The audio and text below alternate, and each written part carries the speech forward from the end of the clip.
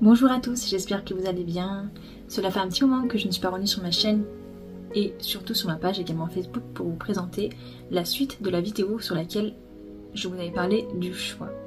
J'avais précisé en effet que je ferai une seconde vidéo plus approfondie sur la question du choix et est-ce que nous avons le choix.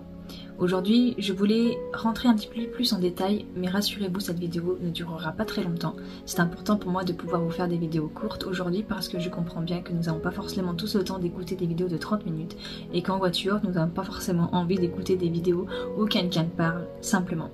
Alors pour ce faire, je vais faire une vidéo plutôt courte, juste pour vous rappeler que dans la vie, vous avez toujours le choix. Alors vous allez me dire, oui, on n'a pas forcément le choix parce qu'on ne choisit pas forcément les événements que nous vivons. En fait, quelque part, je vais vous expliquer que vous avez le choix. Vous avez simplement le choix, oui, de pouvoir savoir comment vous allez vivre les événements que vous traversez. Parce que lorsque vous vivez quelque chose de négatif, c'est vous qui choisissez si oui ou non. Cette chose négative, vous allez la laisser vous nourrir à l'intérieur de vous en énergie négative, en pensée négative. Vous avez le choix de vous dire ok, c'est pas très cool, c'est pas très agréable, mais est-ce que je reste dans cette énergie là ou est-ce que malgré la difficulté j'essaie de passer outre tout ça. Le choix de l'émotion que nous souhaitons traverser, le choix de l'émotion que nous souhaitons garder à l'intérieur de nous, c'est un choix. Le choix, nous l'avons toute la journée. Comme si vous ne vous souvenez pas de la première vidéo, je vous invite à retourner sur cette première vidéo que j'ai faite juste avant celle-ci pour pouvoir réécouter justement les mots que je vous prononçais concernant les choix. À savoir que, bien sûr qu'il y a toujours des choses, des imprévus dans notre vie, mais, et je ferai un petit aparté là-dessus, c'est que ce que nous vivons, nous l'attirons. Et ça, je vous en parlerai dans une autre vidéo, parce qu'elle va faire suite à celle-ci. Comme je vous l'ai expliqué dans une autre vidéo, justement, je vais faire une continuité de ces podcasts pour pouvoir vous expliquer plein de choses et vous aider peut-être, je l'espère, à penser et à fonctionner différemment dans votre tête, parce que c'est moi ce que j'entreprends depuis quelques mois déjà et je vois grandement la différence. Donc bien sûr qu'il y a encore du travail, il y a toujours du travail et il y aura toujours du travail. Je sais que vous n'aimez pas forcément ce genre de choses, mais le travail, en fait, il ne faut pas le voir de manière comme étant quelque chose de négatif, quelque chose de contraignant. Au contraire, il faut se dire que ce travail mental que vous faites chaque jour va vous aider à vous sentir mieux et donc à voir les choses de manière différente. Donc revenons sur le choix. En fait, quand je vous dis que vous avez le choix, c'est-à-dire que c'est vous qui décidez, oui ou non, de rester dans une émotion négative, de nourrir cette émotion négative. Et c'est nous qui faisons le choix de le faire ou pas. Alors vous allez me dire oui, mais des fois c'est pas facile, surtout quand on perd quelqu'un. Je prends l'exemple du deuil, ce n'est pas quelque chose d'agréable à vivre et c'est pas évident de pouvoir passer outre la perte de quelqu'un, la tristesse, parfois même la colère, parfois même la compréhension, surtout quand c'est quelque chose qui survient comme ça. Enfin, vous allez me dire le décès survient toujours comme ça, mais quand c'est une personne âgée, on se doute bien qu'au bout d'un moment la personne va partir, même si c'est très très douloureux. On se dit que de toute façon c'est la fin de la vie et que c'était inévitable. Quand on perd un animal, c'est la même chose. Quand l'animal arrive en fin de vie, c'est toujours douloureux. Je vais vous donner mon exemple qui est actuel. J'ai un chien, mon berger blanc suisse, Hadès, qui a 13 ans, qui a eu 13 ans là, le 16 octobre, et qui est en train de se dégrader. Et voilà, je sais que c'est très douloureux. Quand je le vois, je pleure parce que je sais que voilà, ça me fait de la peine, parce que je sais très bien que dans quelques jours, peut-être dans quelques semaines, peut-être dans quelques mois, il partira. Et que c'est quelque chose qui va être très dur à vivre. Donc voilà, je vous en parle, je sais que j'ai l'émotion à l'intérieur de moi qui monte. J'aurai le choix justement de garder cette émotion de tristesse à l'intérieur de moi, en sachant qu'il a quand même 13 ans et que c'est normal qu'il finisse. Enfin voilà, c'est comme ça, il doit partir, je le sais, j'en ai conscience. Mais maintenant, par la suite, ça sera à moi de me dire, est-ce que je continue de nourrir cette tristesse? Est-ce que je continue de nourrir cette peine à l'intérieur de moi?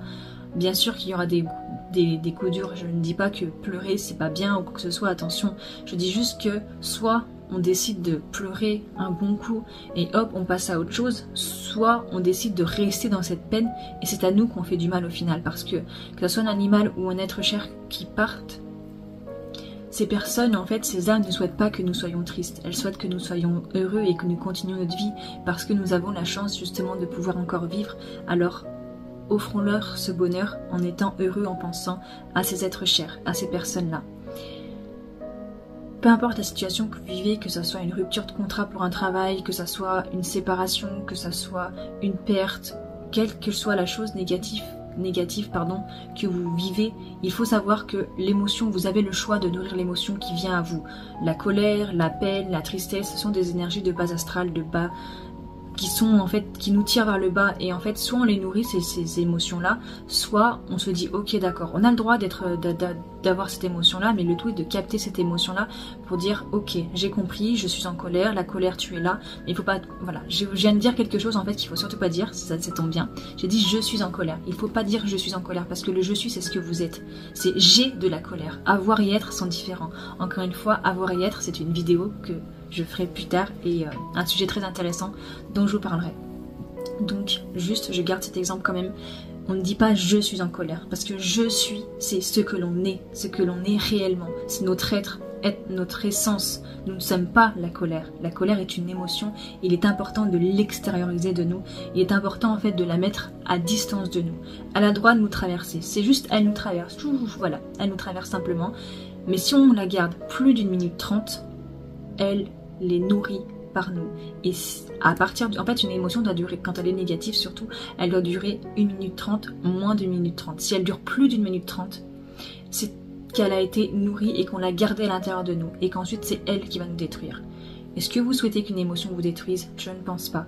Donc, essayez de calculer, lorsque vous avez de la colère par exemple, de regarder le temps que ça vous prend pour redescendre. C'est pas évident, moi je travaille parce que je suis quelqu'un d'assez impulsif et je sais que les émotions de ce côté-là sont pas évidentes à gérer, je le sais, j'en ai conscience, mais des fois il y a des choses qui me mettent en colère et je mets du temps à redescendre. Beaucoup moins de temps qu'avant, certes, parce que je travaille là-dessus, mais parfois ça reste bien une journée. Et je sais dans mon petit cerveau que c'est moi qui nourris l'émotion, mais des fois je me dis non, ben non, j'ai envie d'être en colère, je suis en colère, et je repense à la chose qui m'a mise en colère, et je suis encore plus en colère, vous voyez, et puis j'ai envie de crier, enfin voilà.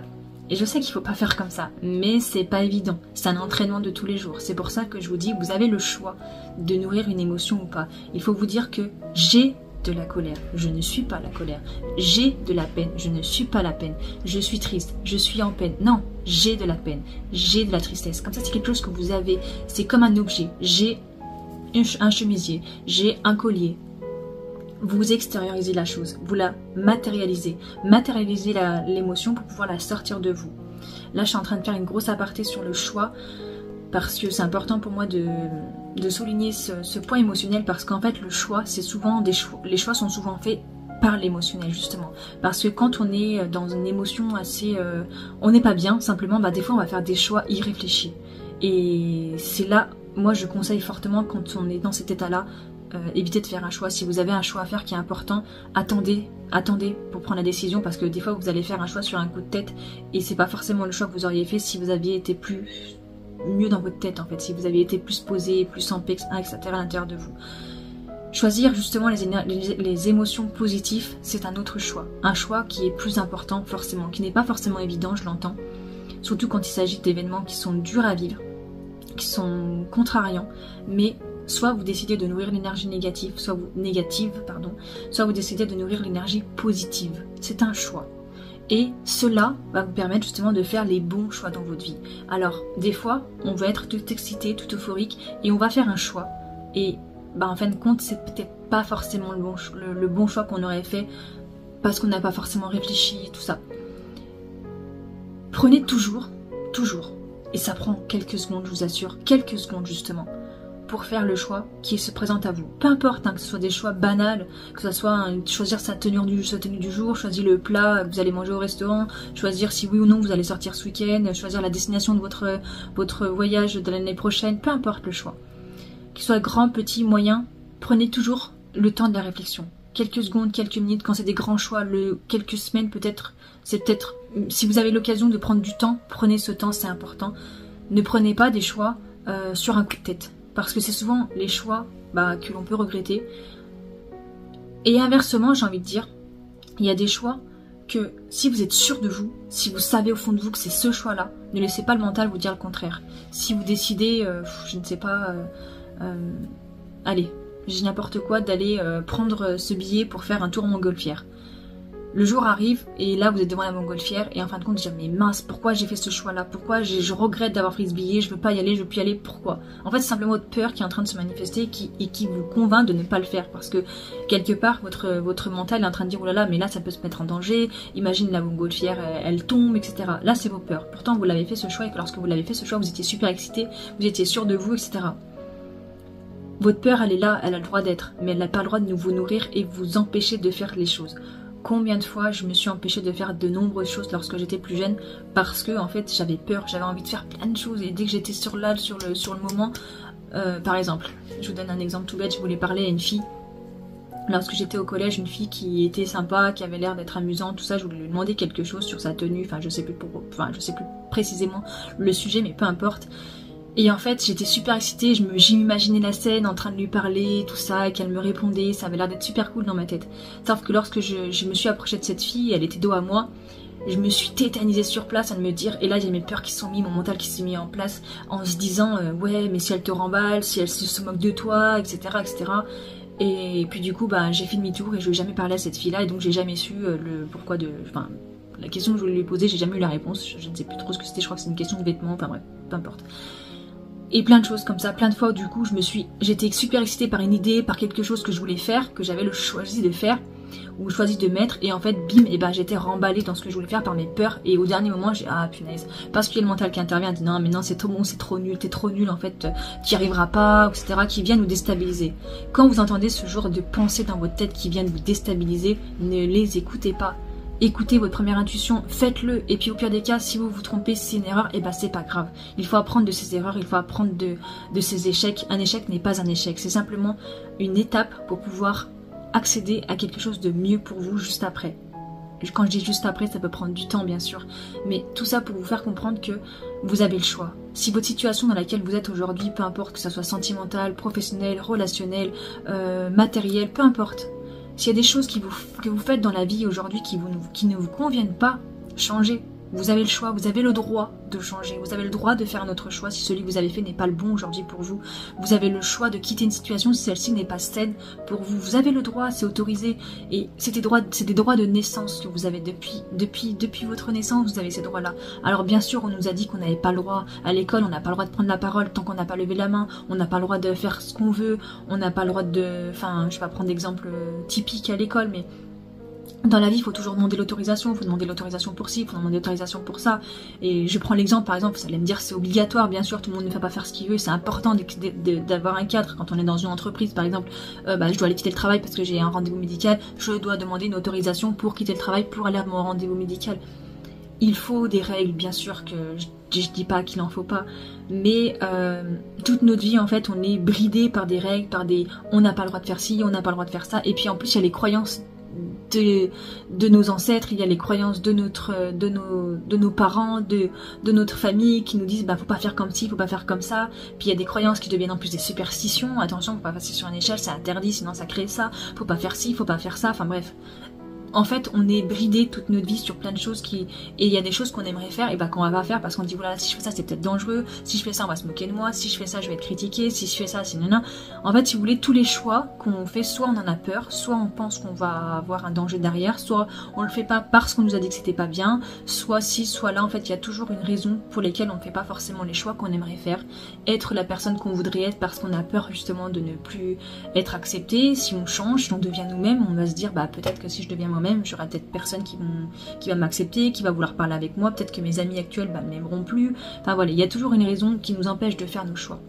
Voilà, donc tout ça pour vous dire que regardez dans votre vie, posez-vous des questions si vous pensez être libre de vos choix, regardez ce que vous pouvez changer et dites-vous qu'une chose, c'est que les choix sont associés à l'émotionnel.